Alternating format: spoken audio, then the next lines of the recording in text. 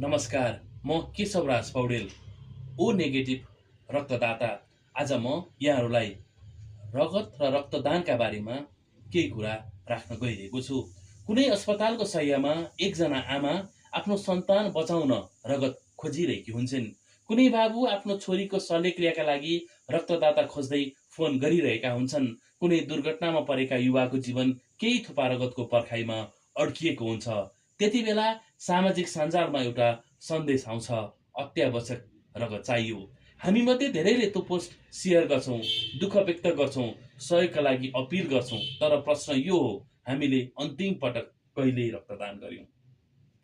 दुःखको कुरा, रगत चाहिने बेला सबैलाई रक्तदाता चाहिन्छ, तर रक्तदान गर्ने बेला भने केही सीमित अनुहारहरू मात्रै अगाडि देखिन्छन्। वर्षौंदेखि एउटै समूहका केही महान मानिसहरू बारम्बार रक्तदान गरेर हजारौं अपरिचित जीवन बचाइरहेका छन्। उनीहरूलाई बिरामीको जात, धर्म, राजनीति, नाता वा चिन्जान चाहिँदैन। उनीहरूलाई केवल एउटा कुरा थाहा हुन्छ, मानिस बाँच्नुपर्छ, रगतको अभावमा कोही पनि मर्नुहुन्न। काभ्रेपलाञ्चोक जिल्लामा 2वटा रक्त ब्याङ्कहरूले सेवा दिइरहेका छन्। ती रक्त ब्याङ्कहरूमा बेला बेलामा रगत अभाव हुने हाम्रो समाजको कमजोरी हो, रक्तदाताको कहिल्यै पनि होइन।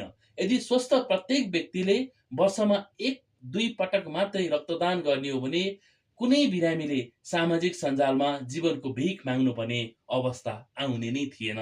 आज एउटा सङ्कल्प गरौँ, रगत खोज्ने सूचीमा होइन, रगत दिने सूचीमा आफ्नो नाम लेखाउँ। किनकि तपाईँको 15 मिनेटले कसैको बाँकी जीवन बचाउन सक्छ। तपाईँको 1 पिन्ट रगतले कसैको परिवारमा फेरि मुस्कान फर्काउन सक्छ र तपाईँको सानो निर्णयले कसैको संसार उज्यालो बनाइदिन सक्छ।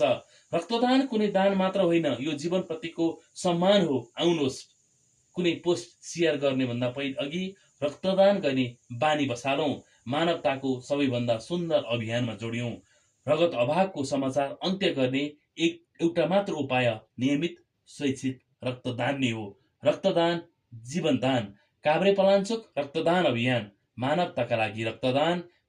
Be the response, someone lives, donate blood, save life. धन्यवाद।